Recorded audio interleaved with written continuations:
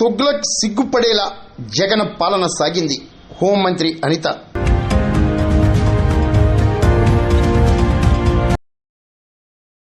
జాతీయ స్థాయిలో ప్రాచుర్యం పొందిన తుగ్లక్ పాలన సైతం తలదన్నేలా జగన్ పాలన సాగిందని రాష్ట్ర హోంమంత్రి అనిత ఎద్దేవా చేశారు.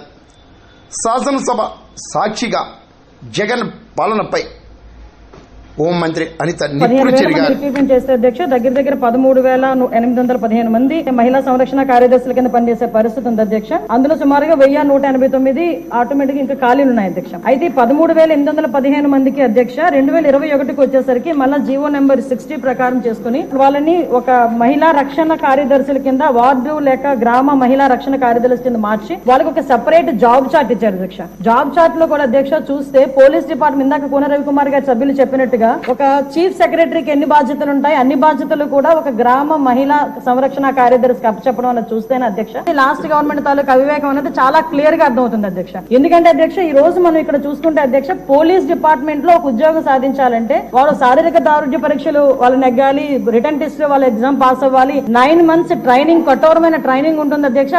కఠోరమైన ట్రైనింగ్ తర్వాతనే ఆ పోలీస్ కానిస్టేబుల్స్ కింద వాళ్ళు అందరూ కూడా బయటకు వచ్చి పోలీస్ డిపార్ట్మెంట్ వర్క్ చేసే పరిస్థితి ఉంటుంది అధ్యక్ష. కానీ వీళ్ళని మహిళా రక్షణ కార్యదర్శి కింద ఏర్పాటు చేసిన తర్వాత కేవలం 2 వారాలు వాళ్ళకి ట్రైనింగ్ ఇచ్చి ఒకటేమో ఒక వారం పోలీస్ డిపార్ట్మెంట్ వాళ్ళు ఇంకొక వారం ఐసిడిఎస్ డిపార్ట్మెంట్ వాళ్ళు ట్రైనింగ్ ఇచ్చి ఓవరాల్ చెప్పాలంటే వీళ్ళు గ్రామాల మీద వదిలేశారు అధ్యక్ష. వాళ్ళు పంపించిన తర్వాత కూడా వాళ్ళకి ఇష్టాలు కూడా గ్రహించకుండా పోలీస్ డ్రెస్ కూడా వాళ్ళకి వేయడానికి ఇంచుమించుగా పోలీస్ యూనిఫామ్ కూడా వాళ్ళకి వేయాలి అని చెప్పి వాళ్ళు రిస్ట్రిక్ట్ చేస్తే వాళ్ళు కూడా దానికి భయపడి బాధపడి చాలా మంది కోర్టులకు వెళ్లిన సందర్భాలు కూడా ఉన్నాయి అధ్యక్ష. ఈ రోజు కోర్టులో దగ్గర 7 రిట్ పిటిషన్లు మహిళా కార్యదర్శికి సంబంధించి ఆ పోలీస్ డ్రెస్ విషయంలోని కానీ వీళ్ళు జాబ్ చార్ట్ ఒక అవగాహన లేకుండా డబ్బులు ఇచ్చుకుని పెట్టుకున్నాడు కదా. ఆ మేధావులందరూ కలిపి ఆల్రెడీ 12,000 మంది వీళ్ళు పనిచేస్తున్నారు కదా, వీళ్ళని మనం పోలీసుల కింద కన్వర్ట్ చేసేస్తే వాటిని తగ్గించి వచ్చని ఒక ఉచిత సలహా పడేశారు అధ్యక్ష. దానికి వెనకాతలు ఒక పోలీస్ డిపార్ట్మెంట్ మీద ఒక అవగాహన, పోలీస్ రిక్రూట్మెంట్ మీద ఒక అవగాహన, వాళ్ళ తాలూకా జాబ్ చార్ట్ మీద ఒక అవగాహన ఉండుంటే ఇలాంటి పని చేసి ఉండేవారు కాదు అధ్యక్ష. ఈ రోజు వీళ్ళ పరిస్థితి ఏమైపోయిందంటే వీళ్ళు వెళ్ళి రిపోర్ట్ చేయాల్సింది గ్రామ సెక్రటరీకి రిపోర్ట్ చేయాలి.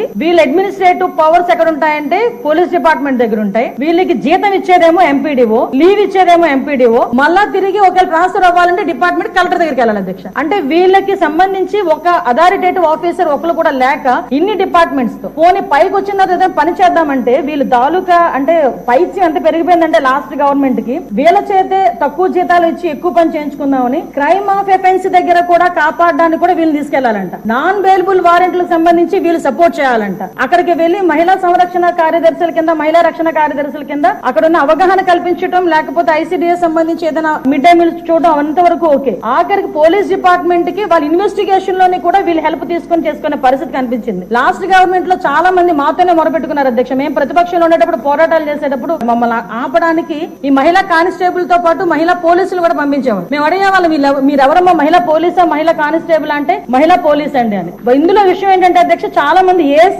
అయిపోయిన వాళ్ళు ఉన్నారు. మళ్ళీ ఇంకోటి ఏంటంటే ఎంటెక్లు బీటెక్లు చేసుకుని కొంతమంది ఫ్యామిలీస్ పోలీస్ డిపార్ట్మెంట్ లోకి కొంతమంది యాక్సెప్ట్ చేస్తారు, కొంతమంది యాక్సెప్ట్ చేయకపోతారు. ఇలాంటి సిచ్యువేషన్స్ అన్నింటిలోని కూడా ఈ రోజు వీళ్ళు పడుతున్న బాధ అధ్యక్ష వర్ణనాతీతం. ఇంకొకటి ఇందులో కొసమేర్పు ఏంటంటే ఎన్నో సంవత్సరాల కానిస్టేబుల్ కింద చేస్తే హెడ్ కానిస్టేబుల్ ప్రమోషన్ వస్తుంది. హెడ్ కానిస్టేబుల్ దగ్గర నుంచి ఒక ఏఎస్ఐ ఎస్ఐ సిఏ ర్యాంక్ వరకు వెళ్తారు. వీళ్ళు ఎటువంటి రిక్రూట్మెంట్ లేదు, ఎటువంటి శారీరక దృఢ పరీక్షలు లేవు, ఎటువంటి రిటర్న్ టెస్టులు లేవు, ఎటువంటి ట్రైనింగ్స్ లేవు. వీళ్ళకి కూడా మహిళా పోలీస్ దగ్గర నుంచి అప్ టు ఇన్స్పెక్టర్ వరకు కూడా వీళ్ళకి కూడా ఒక ప్రమోషన్ జాబ్ చార్ట్ చేసి ఒక జీవో కూడా రిలీజ్ చేశారు అధ్యక్ష. అప్పుడు మనందరూ అనుకునే వాళ్ళు తుగ్లక్ పరిపాలన దానికి ఇది ప్రత్యేక సాక్ష్యం కింద మనం ఈ మహిళా రక్షణ కార్యదర్శుల గురించి చూడాలంటే ఇది మనం చెప్పుకోవచ్చు అధ్యక్ష. ఇన్ని రకాలుగా వీళ్ళు చేసిన అధ్యక్ష వీళ్ళకి ఏంటంటే అధ్యక్ష ఎస్కార్ డ్యూటీలు, బందోబస్తు డ్యూటీలు, వాళ్ళు అక్కడికి వచ్చి ఏడ్చేవారు అధ్యక్ష. ప్రస్తుతం చాలా మంది మేము వచ్చిన తర్వాత కూడా ఇప్పుడు ఈ విషయంలోనే గౌరవ సభ్యులందరూ కూడా చెప్పడం జరిగింది. వీళ్ళు పోలీస్ డిపార్ట్మెంట్ కి సంబంధించిన వాళ్ళ కింద ఉంచాలా లేకపోతే ఐసిడిఎస్ లో మనం పంపించుకోవాలా, వేరే ఎవరికైనా ఏదైనా జాబ్ చార్ట్ ఇచ్చి సపరేట్ గా వీళ్ళు ఏదైనా మనం చేయాలా అనేది ఆలోచన చేసుకోవడానికి